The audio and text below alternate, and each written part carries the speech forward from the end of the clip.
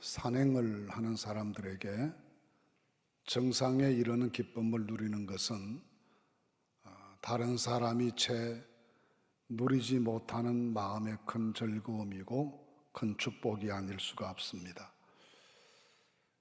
혹 어떤 분들이 제게 등산을 가지 않겠냐고 제가 묻기를 갔다가 안 내려오냐? 내려와야죠. 그럴 걸 왜 가냐? 그렇게 하고 늘 등산 가는 걸 저는 거절했습니다. 등산을 좋아하시는 분들은 그 산정에서 느끼는 희열, 말로 뭐라 표현할 수 없는 희열이 있다고 말씀들을 합니다. 신앙생활에 있어서도 절정에 이르는 때가 있습니다. 그 경험이 무엇으로 비교할 수 없는 기쁨이고 감격이고 감사일 때가 있습니다. 개인마다 그렇게 자기 신앙의 절정기를 가졌던 경험들이 있을 수가 있습니다.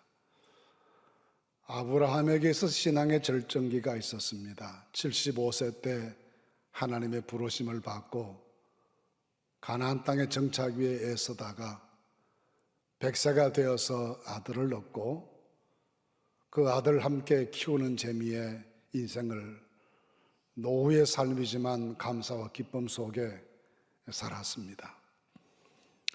그러다가 인생의 가장 큰 고비를 맞이하게 되는데 하나님께서 그에게 100세에 허락하신 그 아들을 번제로 바치라고 하시는 명령을 하셨기 때문입니다. 마음이 어찌 되었을지 우리가 짐작하기 어렵지만 그는 자기 모든 마음을 다 억제하고 하나님께 순종합니다. 그리고 모리아산 위에서의 우리가 잘 아는 여호와 이레의 경험을 하게 됩니다. 아브라함의 일생에서 그의 신앙이 여러 가지 굴곡을 많이 겪고 많은 경험을 하고 수많은 난관을 극복해오는 삶을 살았겠지만 저는 이 모리아산 위에서 외아들 이삭을 하나님께 바치려 결심했던 그때가 아브라함 신앙의 절정이었다고 봅니다. 그때가 최고의 순간이었습니다. 쉽지 않는 일이고 누구도 흉내조차 낼 수 없는 일입니다. 우리가 오늘 믿음이라는 단어를 종일 많이 사용했습니다. 낮 예배 시간에도 믿음에 대한 말씀을 많이 드렸습니다. 아브라함 생의 믿음의 여정이 많았습니다. 그런데 아브라함 생의 믿음의 여정의 절정을 말하면 그 단어 한 단어가 순종이라는 단어였습니다.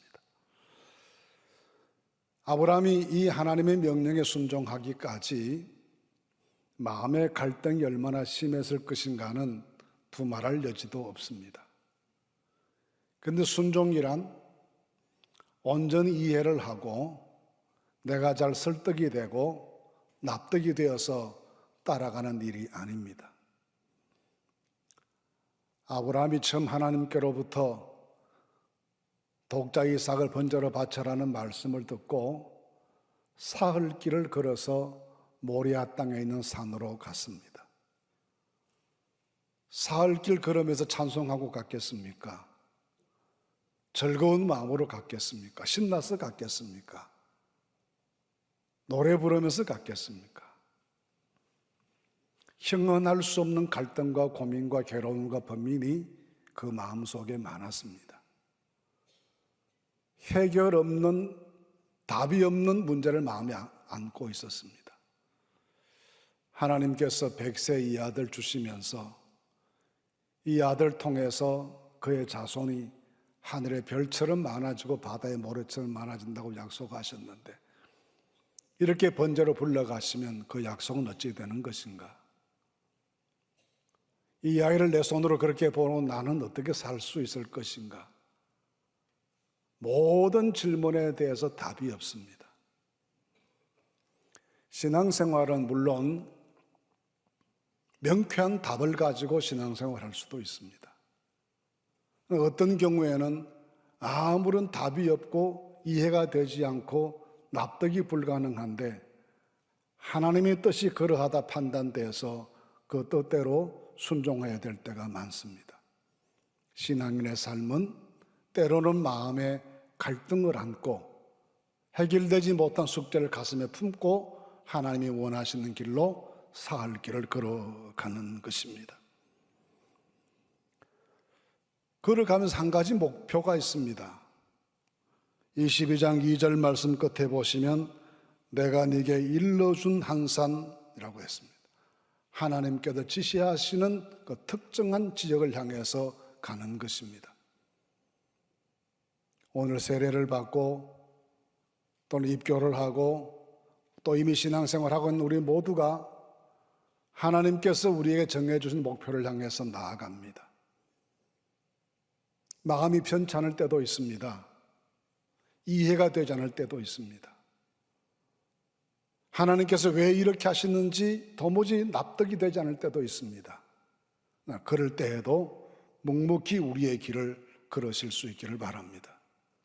신앙이란 그렇게 갈등 가득한 마음을 안고서도 하나님이 원하시는 곳을 향해서 길을 가는 것이기 때문입니다. 둘째로 이 본문에 나타나는 신앙은 그런 사람들에게 주시는 축복이 있다는 것입니다. 여호와 이레의 은혜입니다. 아브라함은 오로지 순종할 뿐이었습니다.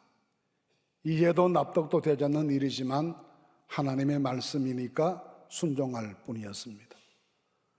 순종하는 그에게 하나님께서는 아들 이삭을 대신해서 바칠 수 있는 한 순양을 준비해 주셨습니다.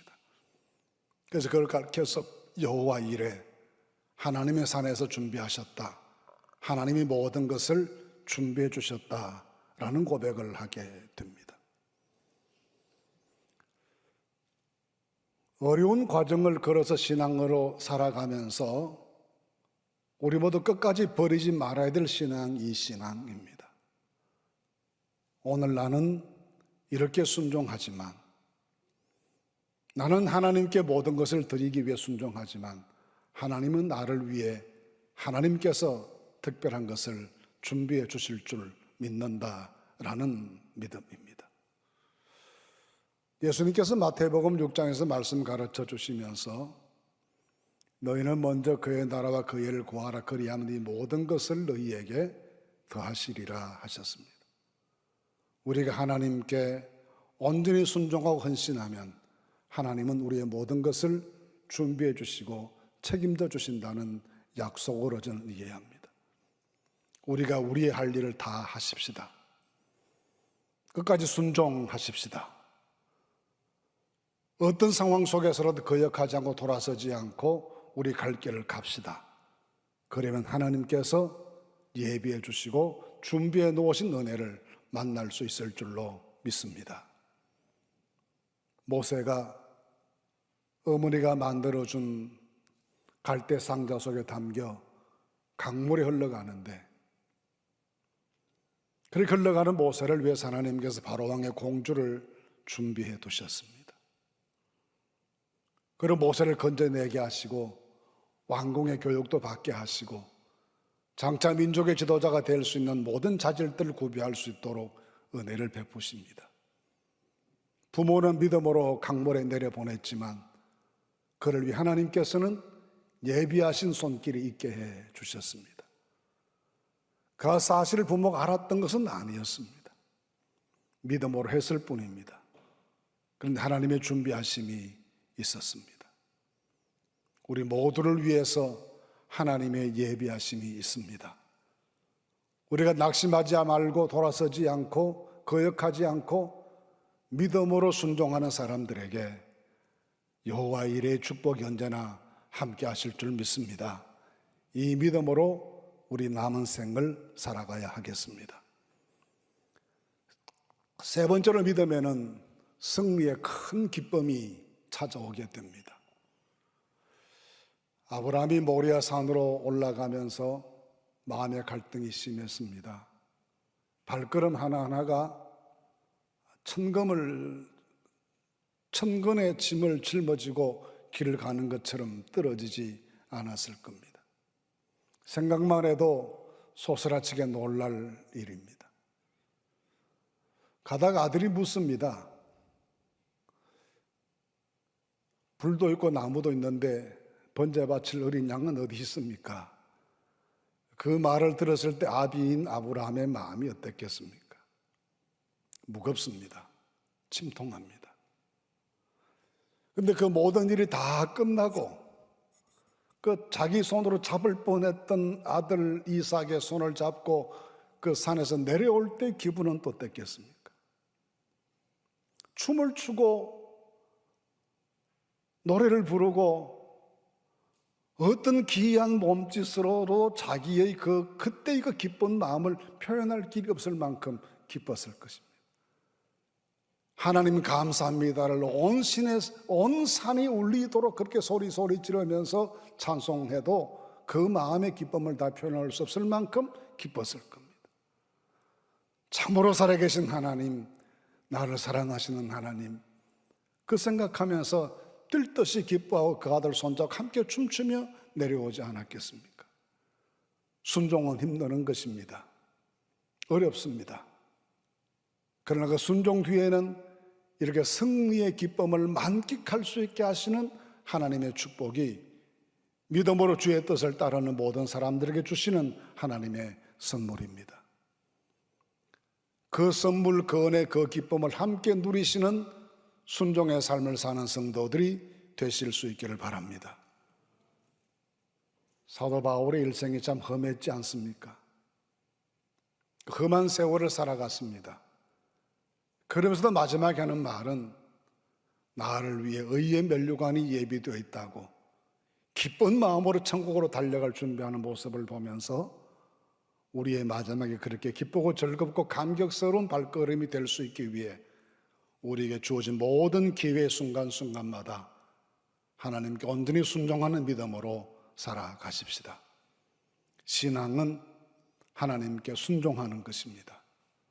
갈등을 품고 괴로운 마음을 가슴에 담고 있으면서도 끝까지 순종하면서 가는 겁니다. 이해하지 않을 때에도, 기분이 좋지 못할 때에도, 납득되지 않을 때에도 그리하는 것입니다. 그리하시면 나는 하나님께 온전히 순종하고 하나님은 나를 위해 적절한 것으로 예비해 주십니다. 뿐만 아니라 그 이후에 모든 것이 끝났을 때 우리의 발걸음이 감사와 감격과 기쁨과 환희로 가득 찰 수 있도록 은혜를 베풀어 주실 것입니다. 이 순종하는 믿음의 결국에 있는 이 목표를 바라보시면서 우리 모두가 남아있는 날들 동안을 이 믿음으로 살아가는 하나님의 백성들이 되실 수 있기를 간절히 바랍니다.